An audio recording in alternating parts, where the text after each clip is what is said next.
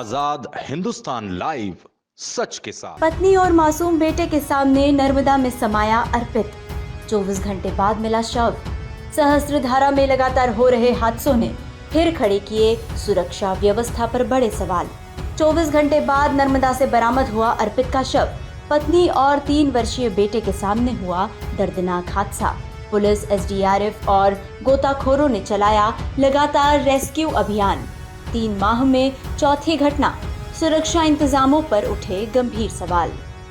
महेश्वर के समीप जलकोटी स्थित प्रसिद्ध पर्यटन स्थल सहस्त्रधारा एक बार फिर दर्दनाक हादसों का गवाह बना है।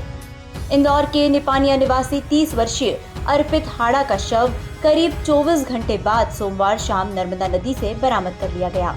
रविवार शाम अर्पित अपनी पत्नी पूजा, 3 वर्षीय मासूम बेटे और मित्र परिवार के साथ सहस्त्रधारा घूमने पहुंचे थे।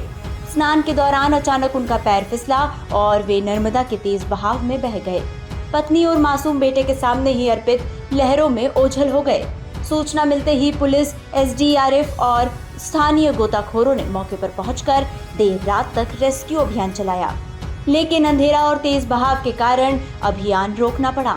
सोमवार सुबह फिर से सर्च ऑपरेशन शुरू किया गया और लगातार कई घंटों की मशक्कत के बाद शाम करीब 5 बजे गोताखोरों ने अर्पित का शव बरामद कर लिया।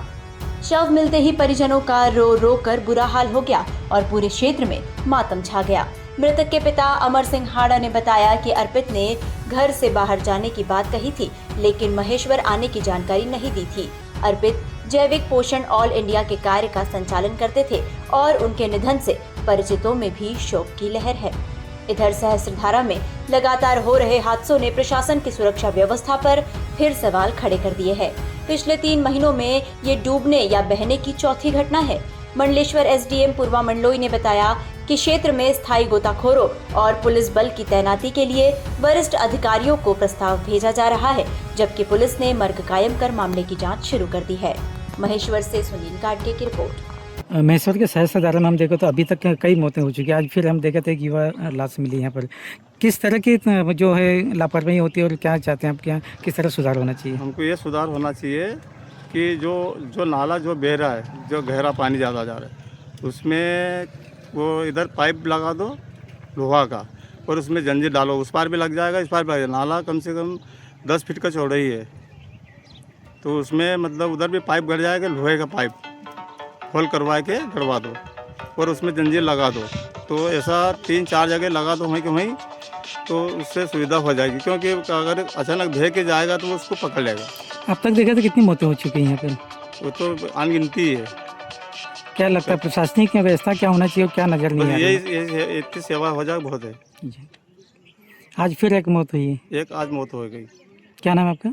कन्हैया वर्मा, जलकोटी। धारा को देखने आगे जाते हैं। बीच में एक थोड़ा ज़्यादा गेप है पानी की, नाले की, नर्मदा जी की।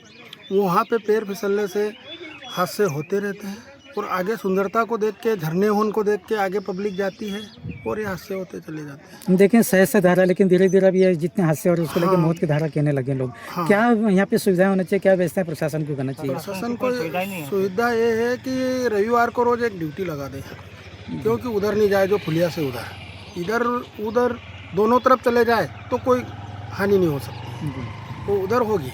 दूर से लोग आते हैं, पर्यटक आते हैं, उनको पता नहीं रहता है। वो मतलब चले जाते हैं अनजाने में और एकदम फिसल जाते हैं।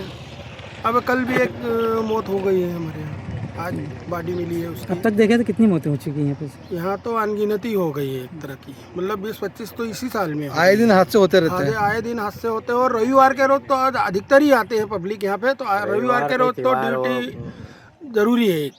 क्या सुनाम लिखते हैं? विनोद मेवाड़े, जलकोटी।